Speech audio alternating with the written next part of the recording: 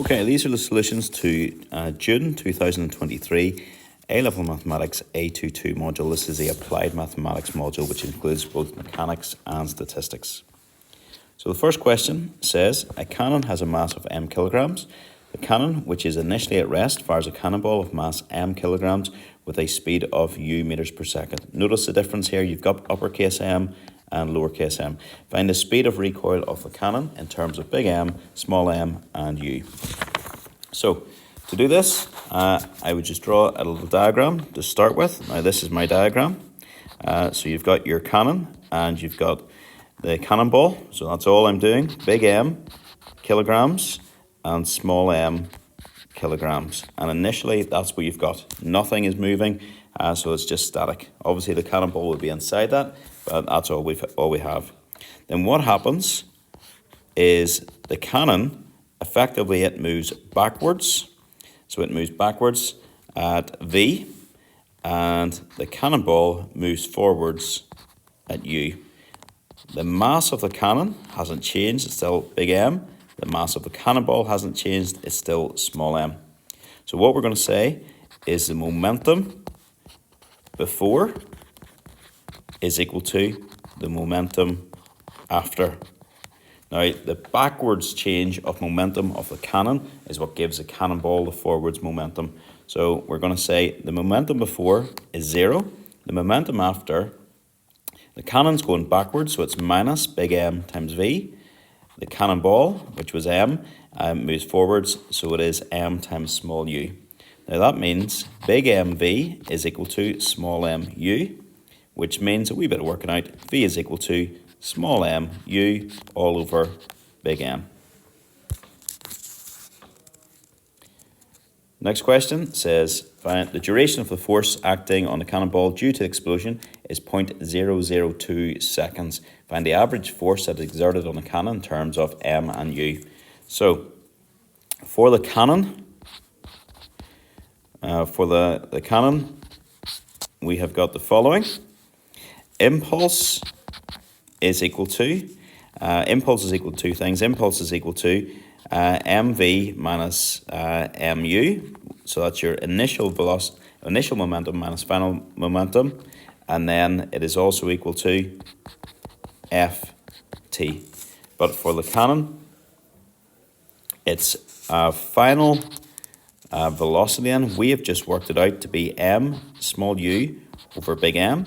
Its initial momentum was 0 because it was at rest. So your impulse on the cannon is big M times big U, and you can see what happens here is the big M's cancel out. So big M times mu over big M, so it just cancels down to be small m u. And also the impulse is equal to ft. Now we know the time was from the question 0.002 times mu, which means F is going to be equal to mu divided by 0.002.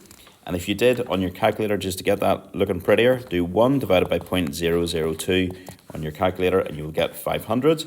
So this thing then just looks like 500 mu.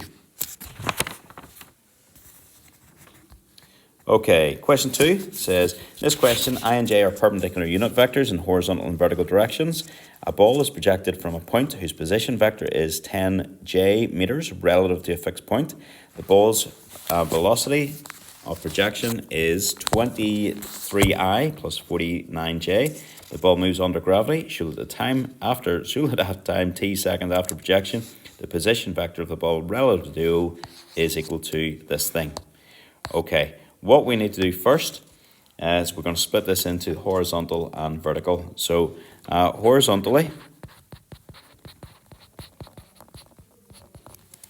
and there are other ways of doing this one, but this is the way I like to do it. I'm going to say my horizontal, my distance n, is equal to my speed times my time. So horizontally, it's just 23. So it's just going to be 23 times the t. Whatever t you're going for, and that is going to be 23i times t. I'll just write that as s is equal to 23t times I. So that's my horizontal distance after I set off. Vertically then, I'm going to use SUVAT. I'm going to say U is equal to, and my initial velocity is 49, and that's going to be J. My acceleration is 100% dependent on gravity, so it's going to be minus 9.8. And then my S, my displacement, is going to be equal to vector U t plus a half vector A t squared. And it was after t seconds, so we're just going to fire that all in. That's going to be equal to then, S is going to be equal to, that's going to be 49 J times t plus a half times the 9.8, so a half times minus 9.8, I should say, is going to be minus 4.9, 4.9, and that is going to be J as well. I should have had a wee J in there. 4.9 J t squared. So my vertical displacement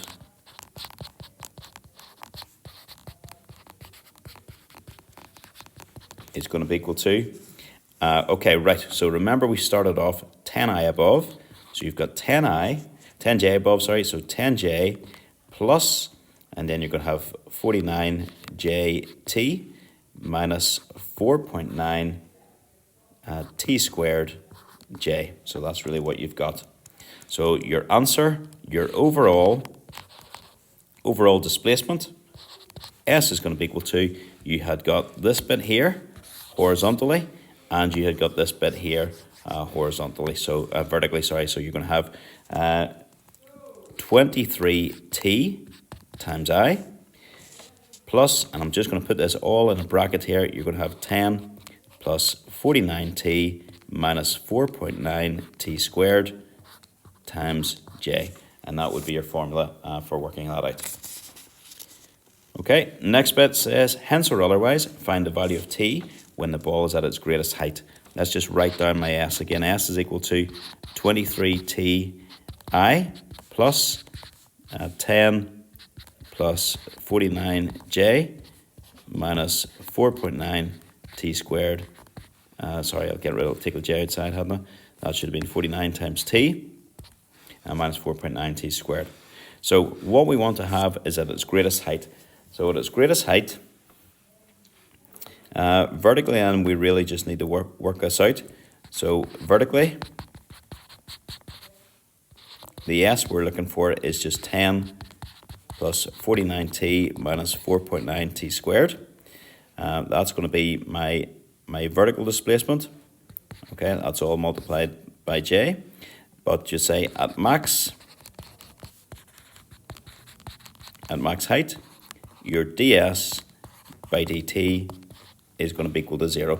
So we're just going to differentiate this and see what we're going to get. So ds by dt, and that's just going to be 49 minus 9.8 t, and we're just going to put that equal to 0. So 49 minus 9.8 t equals 0, which means 9.8 t is equal to 49, which means t is equal to 49 divided by 9.8. We bit of working out, t works out to be 5 seconds. Okay, hence or otherwise find the value of t when it's at its greatest height. We have done that. That is it. We really should check as well as our d2s by dt squared. So we'll just do that if you just did that out. So differentiate this thing again. If you differentiate that, what you're going to get is just minus 9.8, which is less than 0.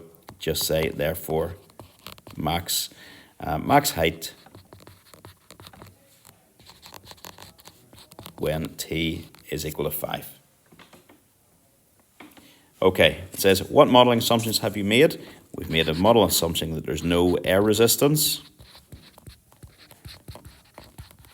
And also, we've also been using assumption that the ball is a particle.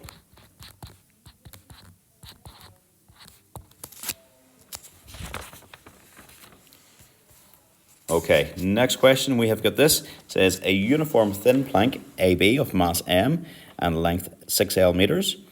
You've got C as a point on the plank where AC is equal to 4 meters. So from here to here, that would be 4L meters, I should say. That's going to be 4L, which means you can tell that this bit is going to be 2L. Let's see if that comes into play or not. What else we got? A carpenter places end A on a rough horizontal ground. So this ground here is rough, so there's going to be some sort of friction going this direction, some sort of friction going here, and it's on a smooth cylinder. Now, very importantly, folks, it's on a cylinder. The reaction from the cylinder is going to be going at right angles. So if there's a reaction here, it's going perpendicular to your AB, your length AB. Okay, right. And it's at an angle alpha to the horizontal. It says complete the diagram showing all the external forces.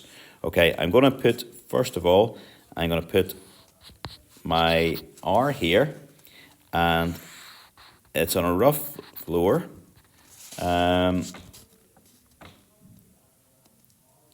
It is complete diagram showing all of it told us anything else. It says it rests in equilibrium. So it's just, if it's in equilibrium, then it's not moving. Can we say that is equal to mu r just yet? I don't think we can just yet. So we'll call that F. So we don't know if it's on the point of slipping. So it's just friction here so far. Okay, I'm marking on this point here. This is my center point of my thing. So it's maybe not drawn perfectly, but it is good enough. The mass is mg. And very importantly, if this angle here is alpha, then this angle in here is also going to be alpha. And this wee length here then would be 3L, and it's going to be 4L all the way from here to here. And at right angles then, you're going to have a sum force. I'm going to call it a different normal reaction. Different reaction is going to be P, and this bit here is going to be 2L. So that's what we have got. Okay, right, let's go on from there. It says the reaction at C between the cylinder plank is 3/5 mg newtons. By taking moments about A, find the value of alpha. Okay, I'm going to go back to this then. I'll do this here and I'll transfer it down, so I need to see the diagram. So that was, bear with me a wee second. That was 3/5 mg newtons. That's what P was equal to. So we will need that. Now what we're going to do here is we're going to do clockwise equal to anti-clockwise, taking moments about A. And we're going to take clockwise, put clockwise equal to anti-clockwise. So taking moments about A, what you've got a clockwise force, and the clockwise force is going to be, there's the direction it's going to be going. So that thing I've just done in yellow is going to be mg cos alpha, and it was 3L away. And then it is going to be equal to my anti-clockwise. My anti-clockwise one, let me get rid of my yellow here. My anti-clockwise one, I'll do it in blue, is a lot easier. It's just that force there. So anti-clockwise, you've got the P, which was, we've just been told, is 3/5 big mg, and it was 4L away. That's what we've got. Now what we can do, we can cancel out a good lot of things here. I'll do this as neatly as I can here. Neatly as I can, then I use that big thing there. Right. So if we cancel this out, M's can go here.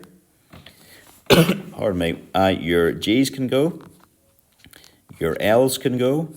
What else could go? A 3 could go here, and a 3 could go here. So what you're left with is cos of alpha is equal to just, and that's going to be 4/5. Lovely. Cos of alpha is equal to 4/5. Find the value of alpha then. Alpha then is just equal to cos to the minus 1 of 4/5.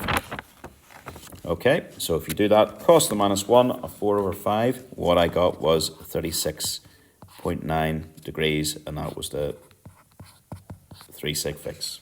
Okay, so that was my answer to part 2. Just had to do it up there just because I needed to see the diagram.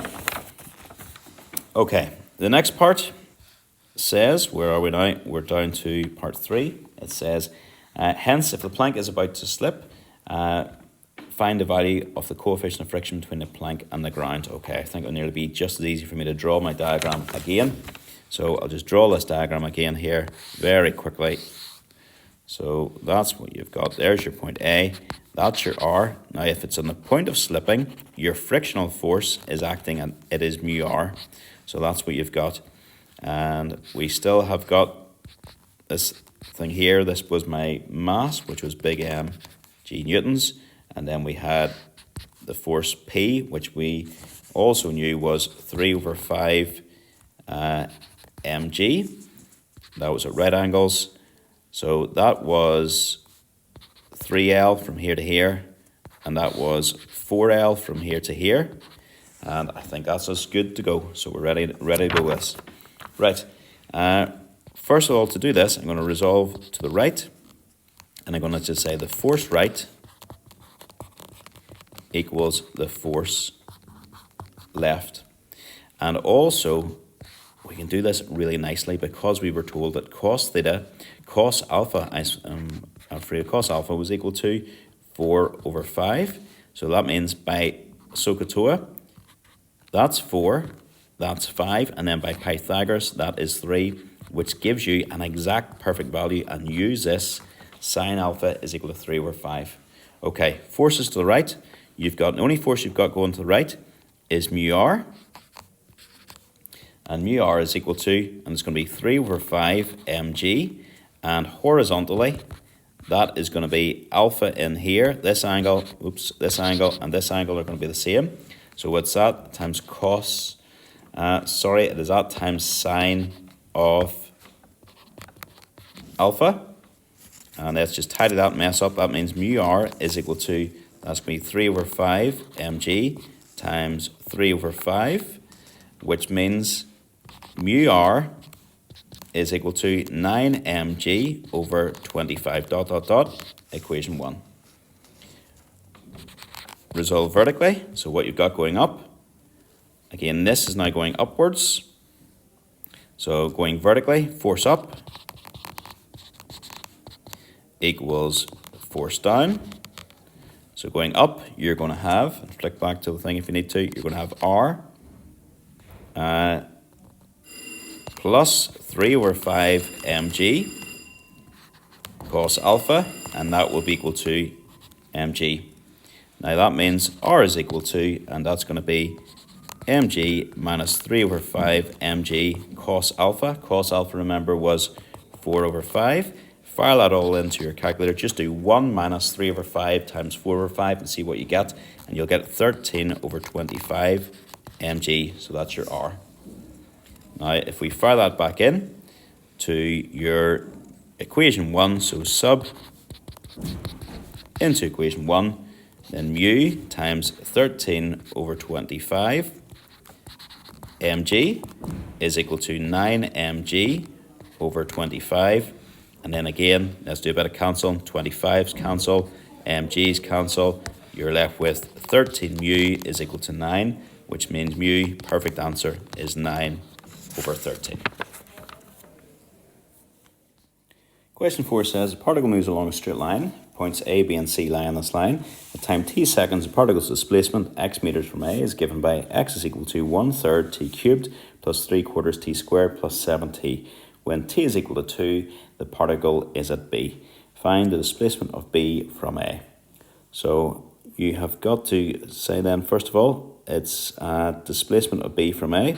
So first thing you know is that x is equal to 1/3 t cubed plus 3/4 t squared plus 7t.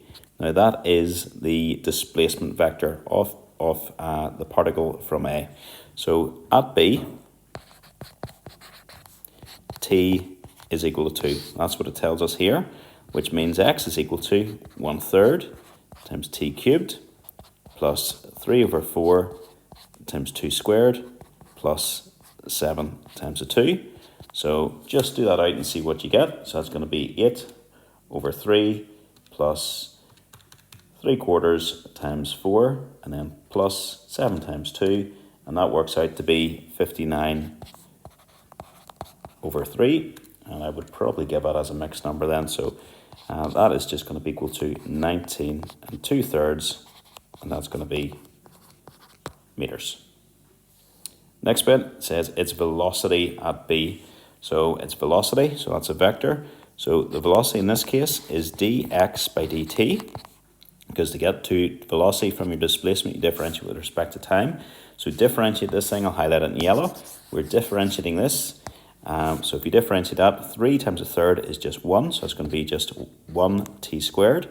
And then 2 times 3/4 is going to be 3 over 2, and that's going to be just t, and then plus 7. And again, at B, t just equals 2, so your velocity, just fire 2 into that, it's going to be 2 squared plus 3 over 2 times 2, and then plus 7. So whatever that's going to be 4 plus 3 plus 7, which is just going to be 14, and that's going to be meters per second.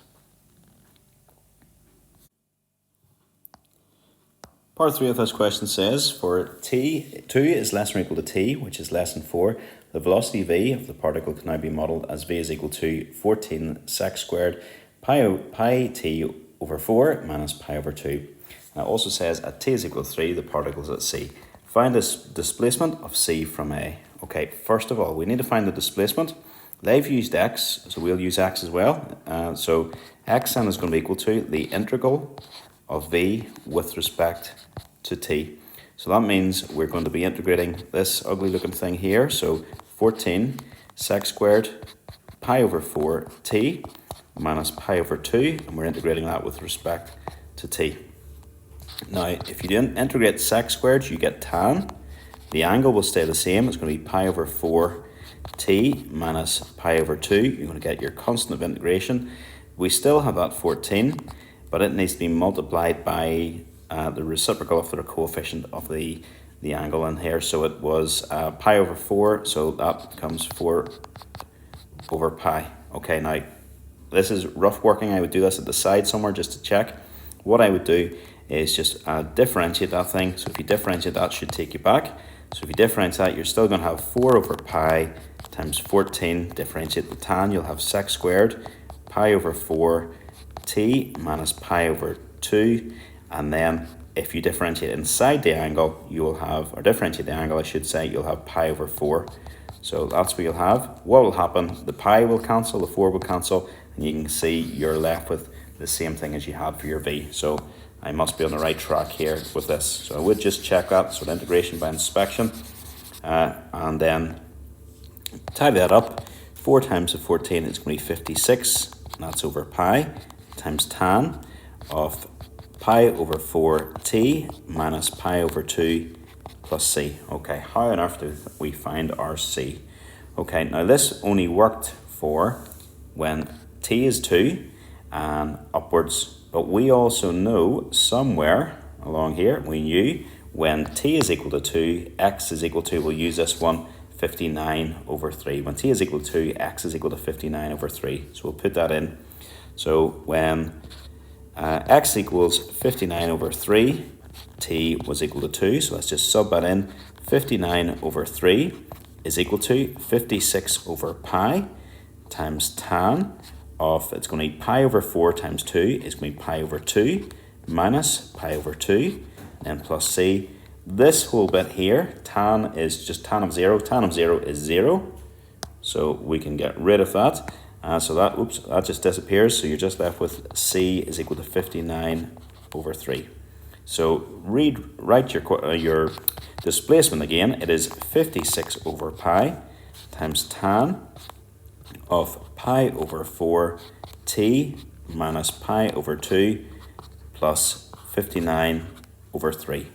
Now, what on earth do we need to do with this? We need to find the displacement of c from A. So at c, t is equal to 3. So let's just put that in to say when t is equal to 3, x is equal to 56 over pi times tan, and it's going to be pi over 4 times 3 minus pi over 2. So that's 3 pi over 4 minus pi over 2, which is 2 pi over 4, which is just going to be tan of pi over 4, which will just be 1, and then plus 59 over 3. So the exact perfect answer is just going to be 56 over pi plus 59 over 3. And I think that's actually the way they left it in the mark scheme.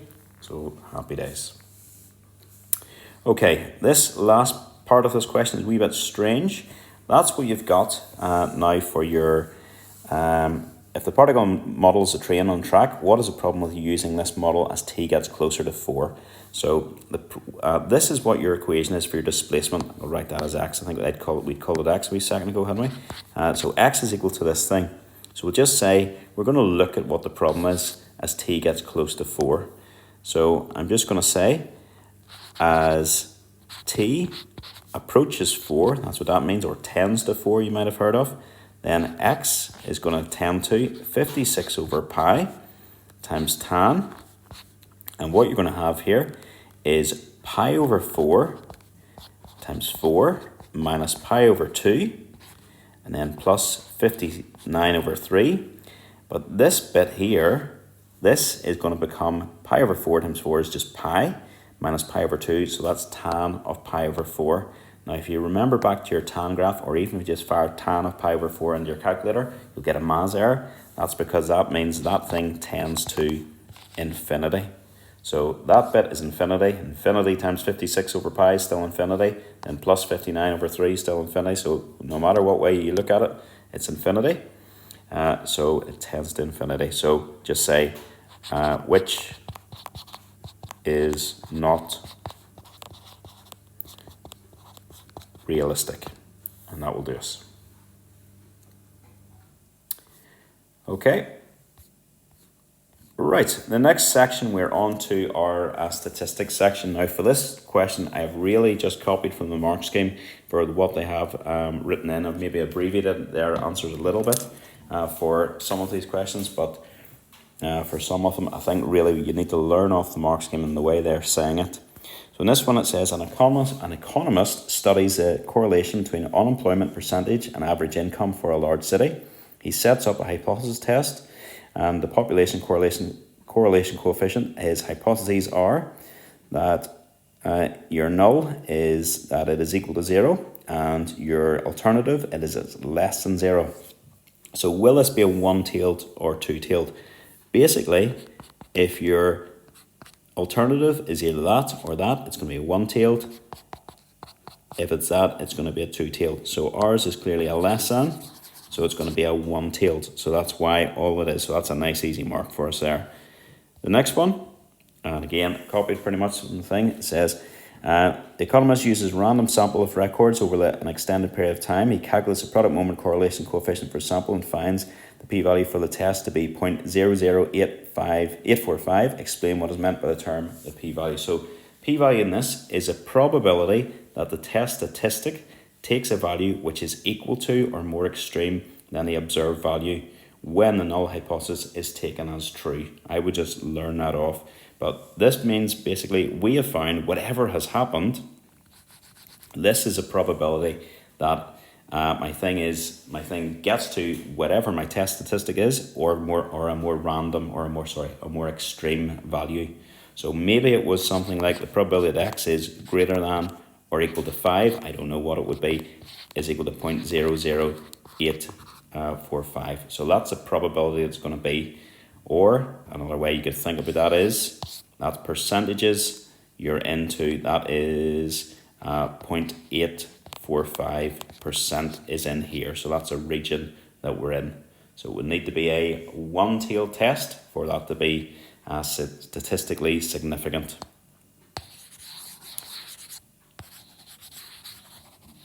Okay, next bit. It says, oh, there we are. Using a significance level of 1%, complete the hypothesis test. So since this thing, our test statistic, our p-values, I should say, our p-value was less than 0.01, so that is 1%. That's where that comes from. That's 1%. We reject H0 and conclude that there is sufficient evidence of a negative correlation between unemployment percentage and the average income in the city. So you nearly imagine that. So the more unemployment it is, the average income for the city would go down as well. So, okay. So That is it. And it says here, if instead the economist had tested H1 such that the P is not equal to 0, what would his conclusion be? So first of all, it's a two-tailed, so the significance level is split equally between both ends. So instead of being, I'll do a wee diagram for this first one up here, sorry. Right, we needed this thing, this was 1%, so 0.01. And our thing, because it was only 0.008, it would have fallen into this somewhere. So basically it was falling into this critical value. All right, so that's really why there was sufficient evidence to reject this one. So I really need to do a diagram to help me understand what was going on here. So if it said, instead, the economists had tested H1, your alternative hypothesis, that P is not equal to 0. So you can see here what's happened. That 1%, 0.01, has to be split equally between the two tails. That's what happens on a two-tail test. So in this case, my value, the 0.0845, is going to be bigger than 0.005. So it's falling here. So it's not in. So it would not be in that critical region. So my economist would not reject H0 and would conclude that there is insufficient evidence to suggest any correlation between unemployment percentage and average income for the city. And that is it.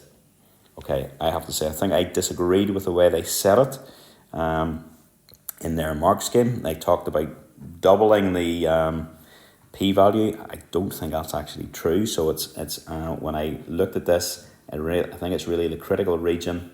I think this way I've explained it makes a wee bit more sense. So I would just go with this, to be honest.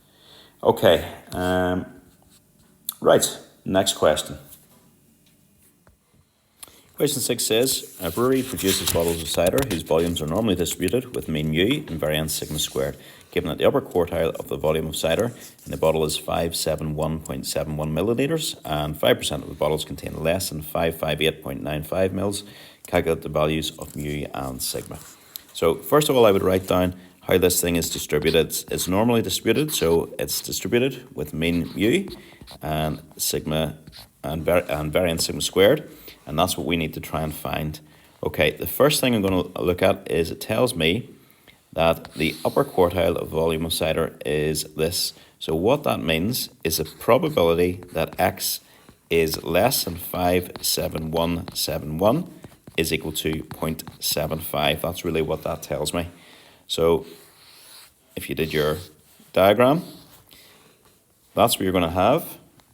It's going to be 0.75 is this area, and this is in X values in the real world is 571.71, and this is also going to be equivalent to your Z1 in your normal distribution. So, in your Z standard normal variables, I should say. So you can do this using the inverse normal mode on your calculator.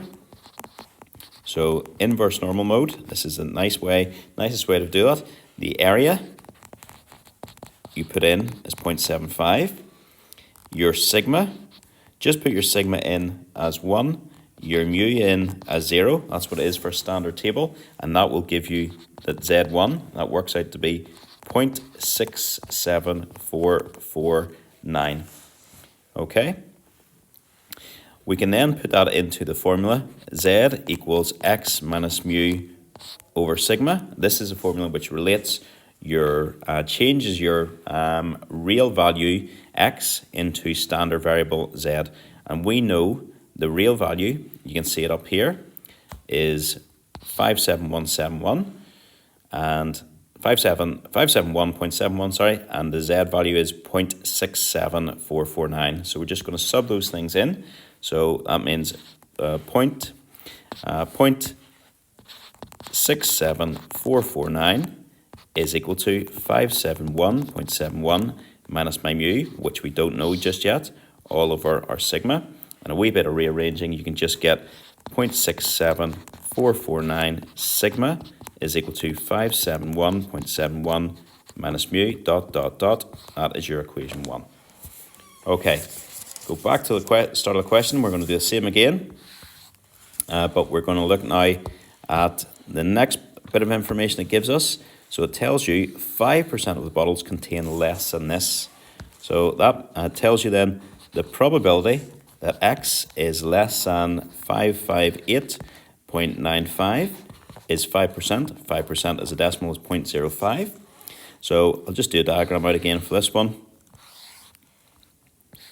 So 5% is going to be in here if it's less than, and then this 558.95, that is a real life value, and that's going to be equivalent to, oops, I've already used Z1, so of course Z2, it's going to be equivalent to Z2. So again, going through the same process here, just say your inverse normal, you're using that in your calculator, the area is 0.05, remember 5%, sigma for the real for the Z1 is 1, mu is equal to 0, Z2 then, do that, fire those things into your calculator and your Z2 works out to be, and I'm just copying down from what I have done earlier on, minus 1.64485. So I had already worked that out in my calculator using my new Class Whiz calculator, which is brilliant. We fire that into Z is equal to X minus mu all over sigma, which means minus 0.64485 is equal to the X value. What was my X value? I'll do it in blue up here. It was this, that Z value was equivalent to the real life value of 558.95 minus my mu all over sigma. Multiply across by that, you're going to have minus 1.64485 sigma is equal to 558.95 minus mu dot dot dot. That's my equation 2. So what you've got is you've got two equations, equation 1 here, and you've got equation 2, and then you have to go on and solve them. And we'll do that on the next sheet here. So let's just write those down again. 0.67449 sigma is equal to 571.71 minus mu. That was my equation 1. And the other one then was minus 1.64485 sigma is equal to 558.95 minus mu. That's my equation 2.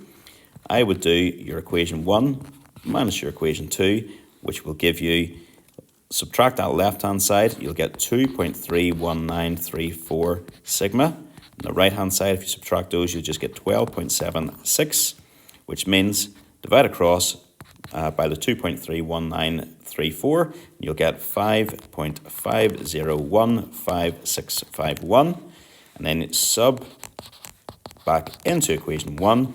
Your equation 1 means your mu is going to be equal to 571.71 minus 0.67449 times that 5.501561, and you fire that in and you get mu is equal to 567.9992, and then your answer to 3 sig figs, mu is equal to 568 and your sigma is equal to 5.50, both to 3 sig figs. Okay, question 7 says, it is believed that 1% person in 100 is allergic to milk, so 1% people are allergic to milk apparently. A test has been designed to try and detect the allergy. For a person that is allergic, there's a 95% chance that the test will give a positive result. For a person who does not have the allergy, there's a 96% chance that the test will give a negative result. So using a tree diagram otherwise, calculate the probability that a randomly selected person gets a positive result on the test. So that's them being positive, whether they actually are allergic or not. So 2 options, you can be allergic or not allergic, and it was 1 out of 100 are allergic. That means 99 out of 100 aren't allergic. Out of those allergic people, 95%, so 95 over 100, get a positive result, which means 5% get a negative result or a not positive result. And out of your allergic people, 4%, out of your people, who aren't allergic, 4% get a positive result, 96 people get a negative result. And what we want is all the positive results. So we want these 2 branches. So what you've got to do is multiply along this branch and then add the multiplying along this branch.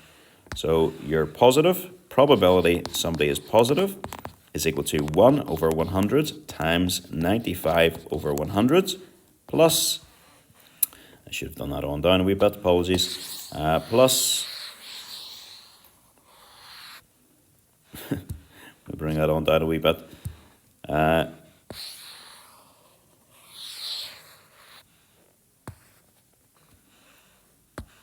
so then we want to just do the other one, the bottom branch, which was 99 over 100 times 4 over 100. Fire that into your calculator, and what you will get is 491 over whatever that is, 10,000, which is 0.0491, and that is your answer. Okay, the next part of the question says, a randomly selected person is tested and a result indicates that they are allergic to milk. Find the probability that this person is actually allergic to milk. So we want to find that they're actually allergic given that they've been tested positive. Okay, so that's really what you're looking for. So that is probability of A and P divided by the probability of P. Now, we'll have to go back and look at the probability of A and P. So allergic and positive, let's get rid of some of these horrible yellows here. And we're left with just this one. This yellow here is somebody who's allergic and positive.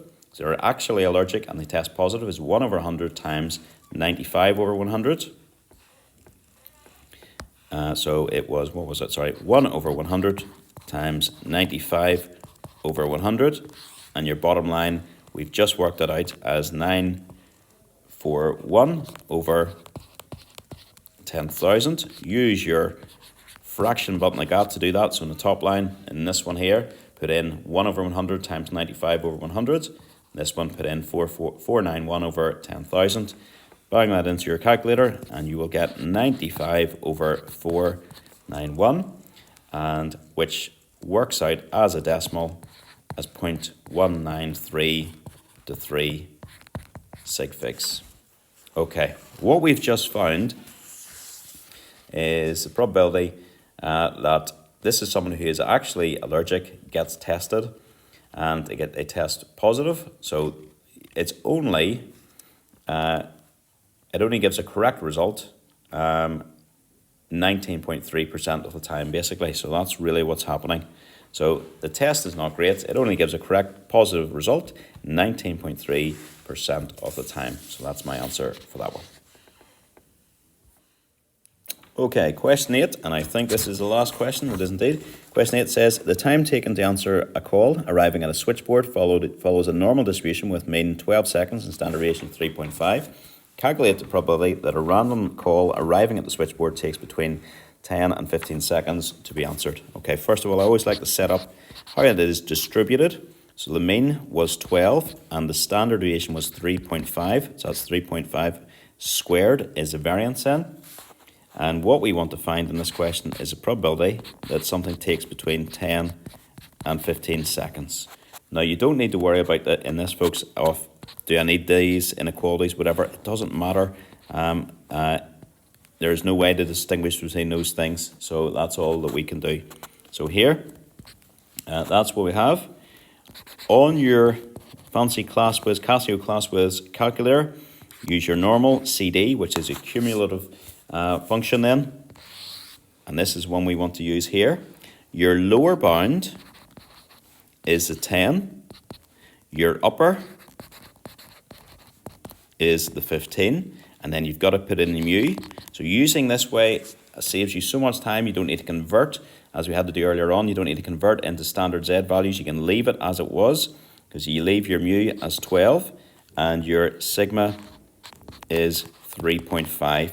And then it works out the probability for you. So it's probability 10 is less than x is less than 15. Works out to be 0.5204624495. That's what I got in my calculator. Obviously, you give that to 3 sig figs. And that's what it would be to 3 sig figs. So, really easy question if you've got your Casio ClassWiz calculator. I'm not even going to entertain the idea of doing it any other way. We've all got those. We all should have those calculators. That is it. Okay, the next question, oh sorry, I've just realised this isn't the last question, there's a question 9 as well. Next part of this question says, the office manager introduces a bonus scheme designed to reduce the amount of time taken for calls to be answered. He claims that the scheme has been successful. Following the introduction of the scheme, the office manager calculates the average time taken to answer the call in a random sample of 40 to be 10.8 seconds. Test the office manager's claim at a 5% significance level. So this is our hypothesis testing on a normal distribution question. So your X, remember it was distributed with a normal of 12, a mean of 12, standard deviation of 3.5 squared.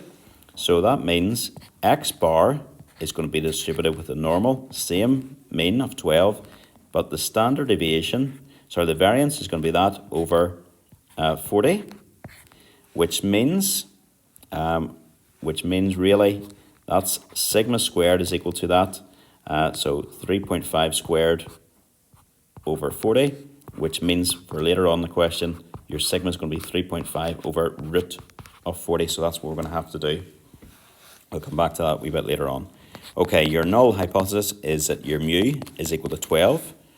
And he claims that the scheme has been successful. So it has reduced the amount of time taken for a call. So if it's reduced it, that means he says it is going to be less than. That's what we want.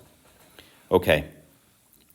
What we're going to be doing here, we're going to be doing a one-tailed test. It's less than, so it's going to be on this end, and it's at 5%. So we're hoping that our thing falls in this area, and that means we can say it has been successful. If it doesn't, if it falls in here, then it's been unsuccessful, and we will reject our alternative hypotheses. So let's just go through what we're doing then. So we'll say, following the introduction of the scheme, the office manager calculates the average time taken to answer a call in the sample to be 10.8. So it was, we want to find what the actual chances of this being 10.8 or less. That's what we're really trying to do. So again, we're going back to our normal CD. I'm going to do this. There's loads of ways of doing this. I'm only doing this one way. I'm doing this using the normal cumulative distribution function on the calculator. My lower value will come to in a wee second. My upper is my lower value. My upper value then is just 10.8 because I have to be less than 10.8. The lower value is infinity. Now, it is negative infinity, I should say. So negative infinity, the best we can do on this is minus 9 times 10 to the power of 99. Just do that, and that will do the job for us. Your sigma was over here. Remember, our sigma was this thing. So do that out in your calculator. Just do 3.5 divided by root of 40. That's all you put in. You don't have to work out what that is or anything. It will round it to whatever number of decimal places it does on the class whiz. And then that's what you get. And what you find then is probably the modulus of x, a probability that your number of calls is less than, average number of calls is less than 10.8, is equal to 0.0151. Okay. Right.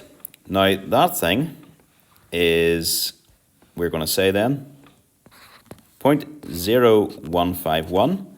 That is 1.51%, which is less than 5%, or just decimals, it is that. So you can see that's where it would lie. It would be in here. Okay, so then your last thing, what you've got to say, just say, so there is evidence at 5% level to reject H0 in favor of H1, i.e. evidence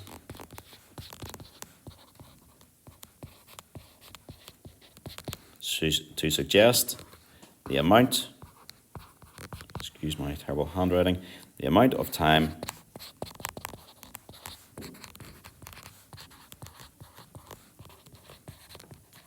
has been reduced. Sorted. Okay, one more question to go, just question 9 left. Okay, last question. Question 9 says, Daniel took a multiple choice examination in which there were 5 possible responses to each of the questions. His teacher suspects that Daniel has not revised for the exam and was just guessing his answers. The teacher decides to test her suspicion at the 5% level of significance. Explain why a one-tailed test is appropriate in this context. Tough question, I thought. I didn't like this one. It says, the answer then, it is a one-tailed test, as if he was guessing, then the probability he would be correct is only 0.2, so a fifth of the time. But if he had revised, then the probability of being correct is going to be greater than 0.2, so you can see that the inequality, that is it. The next bit, write down the null and alternative hypotheses. So 80 is your probability of success then is 0.2, so that's if he was just guessing. But then what the teacher suspects, so that's what the teacher really thinking, that he is just guessing. But if he wasn't guessing, then P is greater than 0.2. Describe the meaning of the term significance. It is a probability of incorrectly rejecting the null hypotheses. Okay, and these are taken from the mark scheme. This is what they're looking for. And then we're on to the very last question here. It says, the examination contains 40 questions. Daniel got 12 of his answers correct. Complete the hypothesis test, stating clearly whether the teacher's suspicion is justified. Okay. Write down your null and your alternative hypothesis again. It's a 5% level, which means we're hoping to see if he lies in here. So if he lies in here, then he has revised. If he lies in this bit, then he has revised. If he hasn't, if he lies in here, then it looks, there's no evidence suggests that he has done any revision. So your x is distributed with binomial 40 and 0.2, and we want to do the probability that x is greater than or equal to 12. So you do that using your binomial cumulative function on your calculator. So binomial CD, and then you put in list. We don't do that list at all. You do binomial CD.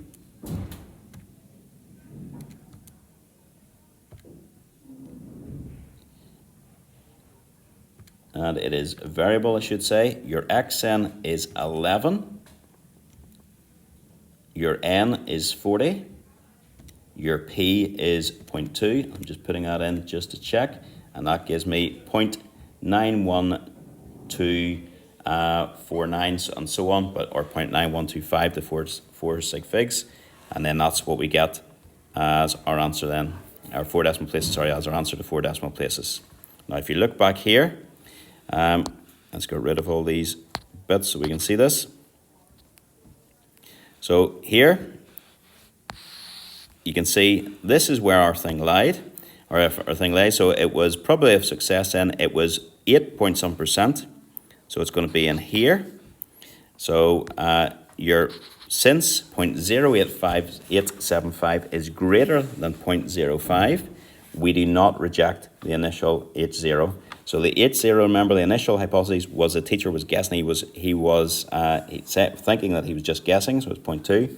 So we conclude that not enough evidence of revision, i.e. the teacher's suspicion, is justified. And that is it. Okay, so that's a very tough question, so I would just look through that one again slowly. That is not an easy question. Okay, can just run through how I've done this one again, a wee bit more explanation on this one. That is my binomial CD function on my class whiz. My n is 40, my x is 11, and my probability of success is 0.2. So, and that's where that gave me the 0.9125. That is us done.